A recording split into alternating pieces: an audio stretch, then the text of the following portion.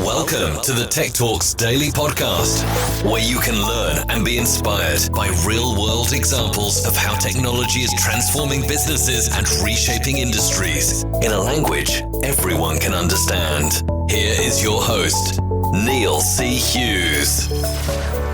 Welcome back to the Tech Talks Daily Podcast, where every day we explore how technology works best when it brings people together, transforms businesses, and even improves our planet. And today, Matthew Evans from a company called techUK will be joining me in a conversation about why digital transformation is critical to the decarbonisation journey of organisations across every sector.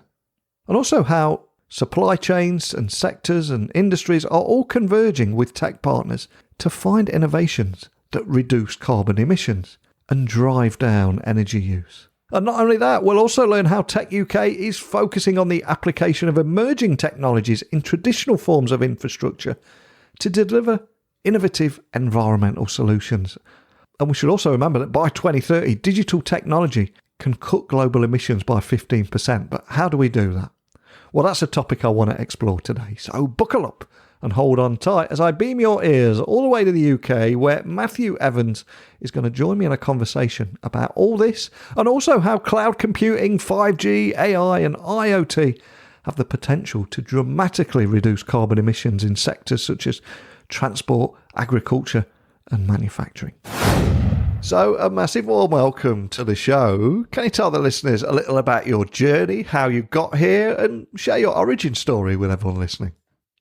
Thanks, Neil. So my name's Matt Evans. I'm Director of Markets at techUK, which I'll talk a little bit more about in a second. But despite working across sort of the telecoms, which is where I started, and the tech sector for well over a decade, history was what I loved at school. So you're speaking to somebody with a history and politics degree rather than a physics or maths degree. And that at least gives me a good perspective when we're talking about sort of industrial revolutions and the pace of those. But my journey really was jumping into the telecoms policy world about 12 years ago when I moved to London. As you can probably guess, the accent is not Cockney, but is South Wales.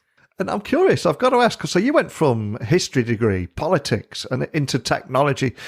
Was there ever a passion for technology or something that just lit the spark in you there? So I was always fascinated by engineering, structural rather than mechanical or electrical. So I'm not quite sure what pushed me into the leap, but I loved sort of looking at the sort of foundational areas of technologies and networks and sort of the interaction between different networks and systems. So I think that's sort of what led me into the tech world.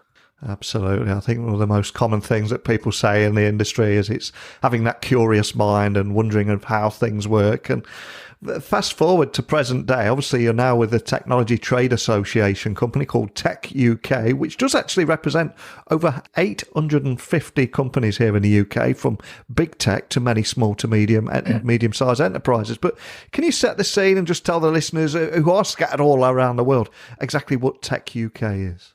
So for somebody who's passionate about history, we've got a long history, but I'll keep it quite short. So as you say, we represent over 850 companies, and really we're the UK's champion for the tech sector. So we bring together our members with government, with regulators, really to look at what the UK needs to do to deliver positive change for people, society, the economy, and the planet, which is, I think, a useful point into today's topic. And we do that by really bringing together subject matter experts from across different fields to look at different challenges and how our members ultimately can make a positive contribution to those challenges.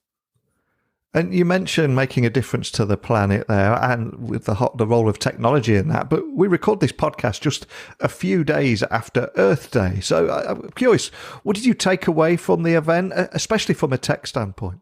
So I'll admit that I started the day as the global climate change minister playing the Financial Times climate game, which is really interesting sort of approach to looking at things. I'm not quite sure that change is as easy as the game made out, but quite an interesting perspective nonetheless. But look, I think it was a good time to pause and look back at COP26.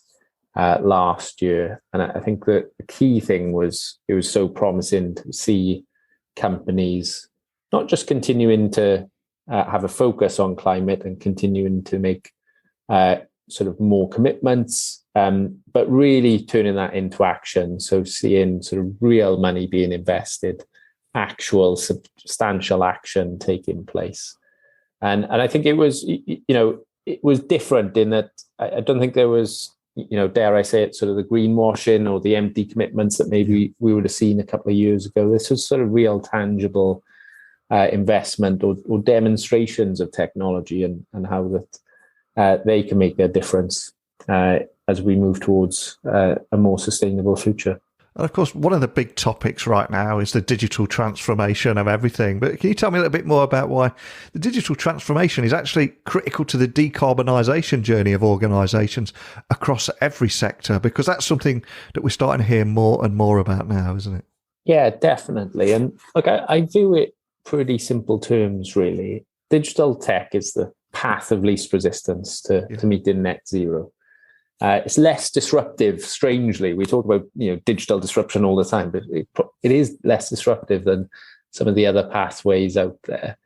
And I think what's the interesting aspect of it isn't just as important as it isn't just about decarbonisation, because digital transformation allows firms to analyse their emissions, optimise assets, ultimately use less energy, which is great because I think sort of demand reduction is a very underplayed aspect of our path to net zero. It's not all about how can we sort of decarbonize the electricity system and electrify as much as we can. So clearly there has to be some other aspects there.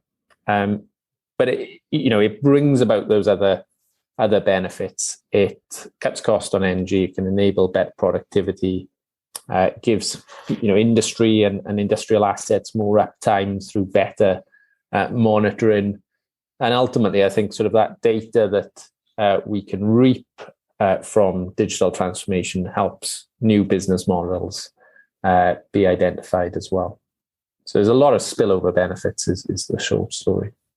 Absolutely. And of course, it's also been said that by 2030, digital technology could cut global emissions by up to 50%.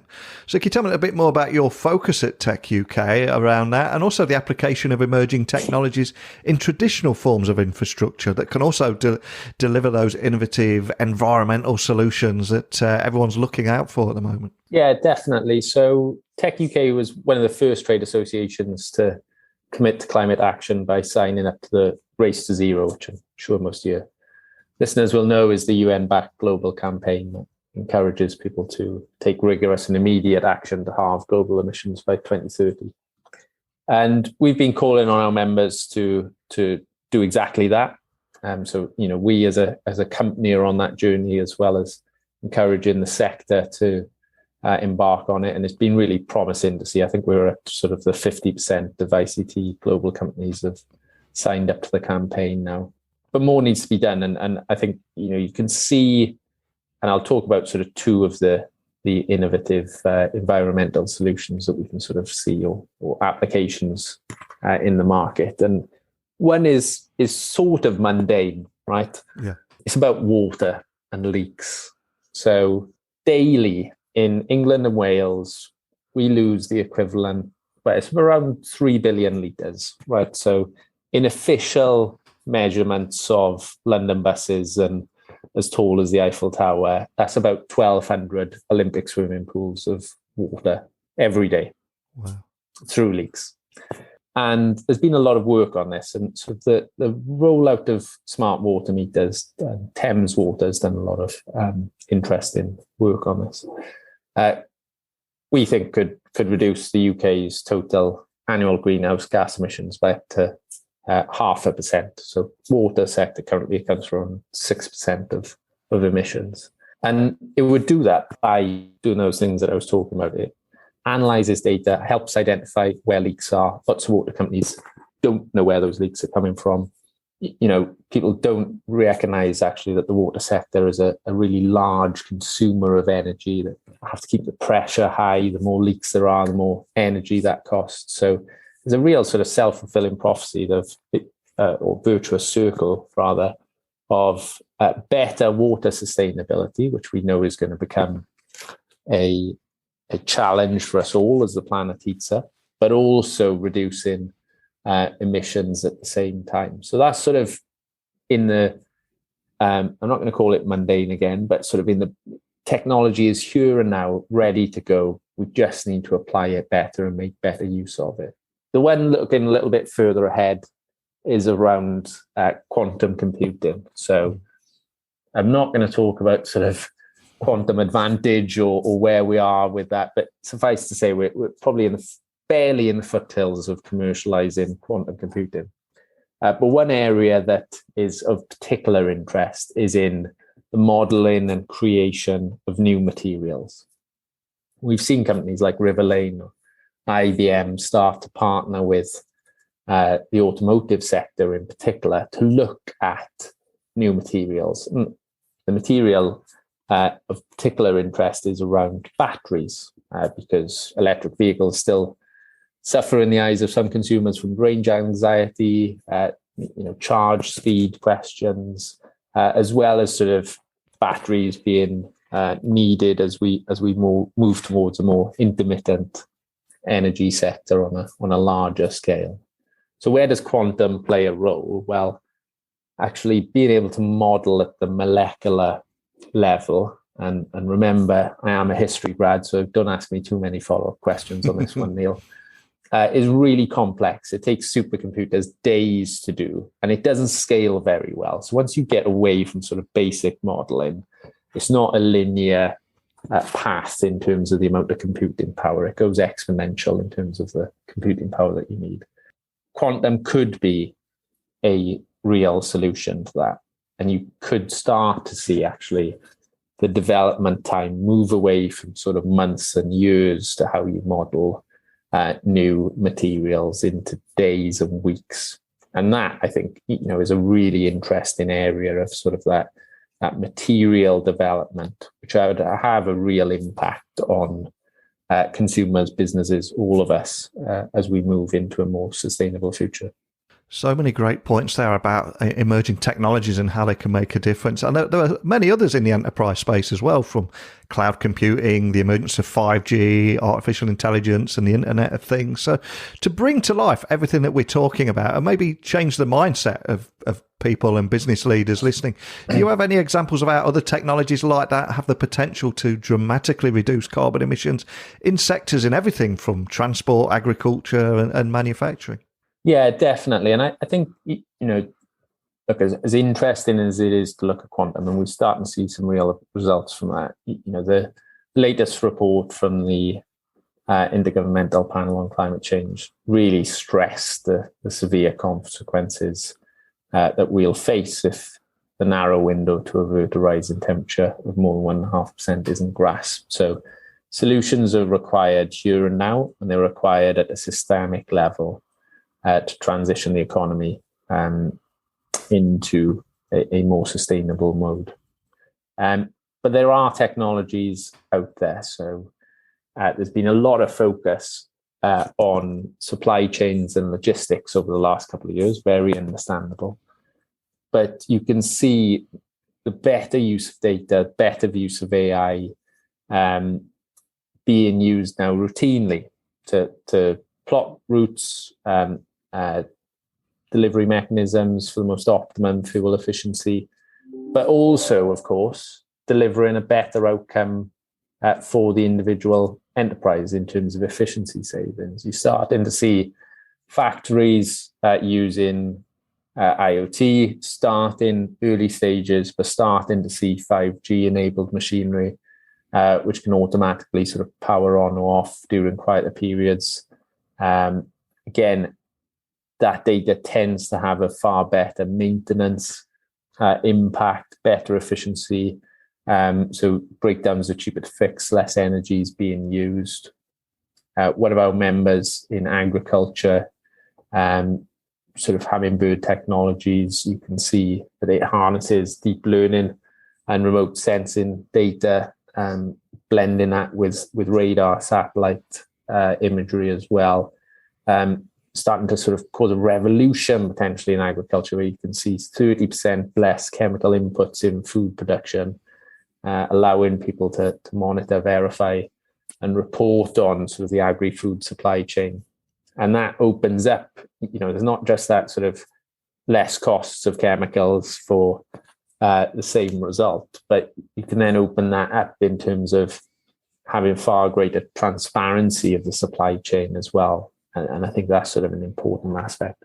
And then I think, when you're talking about transport, but you're also talking about buildings, digital twins, that ability to take live data off an asset, being able to model that in a cyber physical environment, and again, derive better efficiencies, but also then, importantly, being able to put a control or an actuator into that system so that you can drive an impact there, so that whether that's better, you could lower the power in certain areas, whether, you can turn the AC off in buildings when they're not being used heavily, better sort of monitoring, but then coupling that with an action to drive real impact.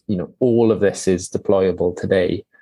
And we think plays and not just we think, being verified that this plays a real role in helping us as a country, but also as a planet move into a more sustainable economy. And I suspect everyone listening will completely agree with what you're saying here today. And I think we might have opened a few people's eyes on the art of the possible as well. But on the less sexy side of things, if we take a look underneath the hood, as an ex-IT guy, I have to ask, how can businesses better build the right policy framework and climate leadership and remove those barriers to tech investments for all sectors? So essentially, we can all play a part. Yeah, definitely. And look, change is hard, right? Yeah. And the Financial Times game is great because you get to play around with, what's your approach to meeting or whatever the questions were. But it doesn't it doesn't address sort of the real impact, inertia that there's in, an understandable inertia in some aspects, and I'll touch on that in a second, is in different sectors, is in different companies. And a lot of this also requires capital investment. So, it is understandable concerns about whether we should, be invested now or whether we can put it off. But ultimately, I think there's a couple of areas that most people agree on what is needed in terms of moving us forward and being able to take advantage of the technologies that are available. So firstly, I think that transparency point that I talked about earlier, having that proper oversight and strategy is needed. So firms have delivery plans, interim targets, as well as a long-term net zero target. And that means that it's a board level issue. They can look at their own quick wins, but they're also making sure that their own IT and future tech strategy is plotting that path towards net zero. Secondly, I talked about it just now, but some of this involves quite a lot of CapEx. It'll require new skills to embed, to make better use of. We know that definitely in digital transformation, but there's going to be new technologies come about that will require a new skill set. And it's going to need to be, the return on investment for that is going to need to be quite long in some aspects. So we're going to need that sort of oversight and ability to be able to place those investments. But I do think that sort of the ESG transformation in the city and in the financial sector as a whole over the last couple of years has really got great potential to be a transformative solution in this area. So just to give you an idea, I think startups in the clean tech sector received up around 35 billion of investment globally last year. In 2010, that was 1.6 billion. So you've seen a massive shift in investment moving into this area. And we need to see more financial products to enable that investment. But I think it is coming. It's coming partly because the pennies dropping, I think, amongst politicians, policymakers, regulators, and financial directors as well, really. This isn't just about social responsibility. It's not just about net zero. It's actually the future of growth. So it's a massive growth play. And I think that's where we're seeing the levels of capital starting to be invested. But there is another aspect, and this is in some sectors, particularly like energy and utilities, where regulators are understandably cautious. There's inertia in the system because they are providing services that are critical to the functioning of the rest of the economy. So there's a very cautious, understandably cautious approach there. And a lot of operators in those areas aren't incentivized to be a digital first business. And they don't want to rock the boat when they're penalized if something goes wrong. So I think, regulators in some of those areas will need to balance the risk of a investment not delivering the exact return that they were necessarily expecting against actually the bigger risk in our eyes of not investing and not delivering change in those sectors. So there's a lesson and a role there for regulators in some of those areas as well. But I think tech can help in a lot of this, because I talked about transparency earlier. It should flow through the system, providing data that when you couple it with machine learning, with AI, will hopefully, and we can see today, provides new tools to society, scientists, policymakers, regulators, to allow them to help manage and to help incentivize this change as well. And as you said a few moments ago, change is incredibly hard, but none of this is going anywhere. And that growth in the industry is ramping up at breakneck speed right now. So can I ask that you leave everyone listening with somewhat of a vision of how digital tech is the best way to reach net zero and ultimately deliver those wider benefits such as cost savings, process efficiencies, new business models, etc. Because I think that's the things that will get businesses on board, isn't it? Look, it is hard, right? And I've talked a little bit about that mix of, future technology that's not quite there, but could have a really, incredibly transformative impact. And technology that's, it's on the shelf today. And nearly a third of the carbon emissions reductions the UK needs to make, which, we need to cut carbon emissions by 50% by 2030. Nearly a third of that could be achieved through existing digital technology. So that's from sensors to large-scale modeling to increasing efficiency. So you can see that use of digital twins have already, and this is on the supply side, but helping us move to that decarbonised grid. Digital twins have helped increase the yield of some wind farms by up to 20%, as well as improving their lifespan. So that's, better productivity, it's more cost effective, there's a higher return on investment for those operators, which should then lead obviously to greater investment in that area. Tech sector also has a big role in this, right? So, we have a significant carbon footprint. We cannot duck that, should not duck that. There is a lot that we can do by being anchor tenants for renewable energy. You see power purchase agreements right across the tech sector. We can do a lot more around sustainability ourselves. And there's, really sort of interesting drives now right across the tech sector where people are looking not just to be carbon neutral, but to be even sort of carbon negative. So playing their part in helping to take carbon out of the economy as well. And there are so many challenges awaiting on the horizon, and ones that I know that you're going to be stepping up to. So what's next for you? What makes you hopeful, excited about the future? It just makes you want to jump out of bed in the morning and play your part? Look, techUK is about 60 people, 65, 70 people strong. Yeah. They're all subject matter experts in a variety of different fields, but we also get to work with those over 850 member companies, as well as policy regulatory makers. And it's really about, how can we solve some of the thorniest issues in society today? Climate change being the most pressing one, but you get to work with some pretty interesting people who can really shift the dial on this. And I think that's a pretty good opportunity, and a pretty interesting day awaits most Monday to Fridays for me. And, I always try to, as that sort of historian that glances over his shoulder every now and again, I always try to think about, my own background, where I come from, and sort of where tech is or could be deployed to help some of those local challenges, to make it a little bit more real as well. Love that. And just before I let you go, I always like to have a little bit of fun with my guests and get you to leave everyone listening with your own personal touch of inspiration. So I'm going to ask you, is there a favourite song, or a song that gets your head in the zone, or anything like that we can add to our Spotify playlist? Is there anything that springs to mind? It's got to be one of the hardest questions you've asked, Neil. So, I'll give you one, yeah.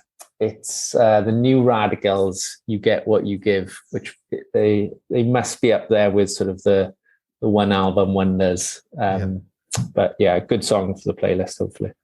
Yeah, it's a great song. Man, that's going to be stuck in my head all day. Didn't he? I think he didn't like the limelight, the lead singer, and he just went off and just wrote songs for other people. Yeah, yeah. Was it Ronan Keating, Life's a Roller Coaster? I think he's written quite a few, but it came back for a reunion, I think, last year. But I'm not sure it was the original band, but I think they did something around Biden inauguration from memory. So, but yeah, just the one album from them, but a great album. So, but yeah, You Get What You Give's got to be up there for me. Absolutely. I'll get that added to our Spotify playlist. And for anyone listening who wants to explore the topics we've talked about in today's episode at techUK, where's the best place to find you guys, and even contact your team if they want to carry this conversation on? Yeah, so look, website is techuk.org. There's loads of information on there, particularly for SMEs. Touched on those as much as maybe I should have. There's lots of sort of practical guidance for how people can take their own first steps on a journey towards net zero. And then otherwise on Twitter and LinkedIn, if you search techUK, will pop up.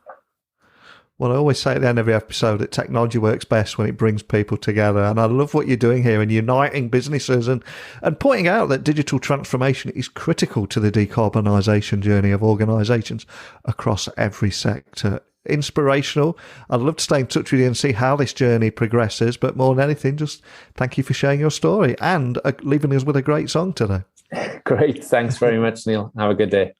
I just love how techUK is working to foster the right policy framework and climate leadership so every business can play a part.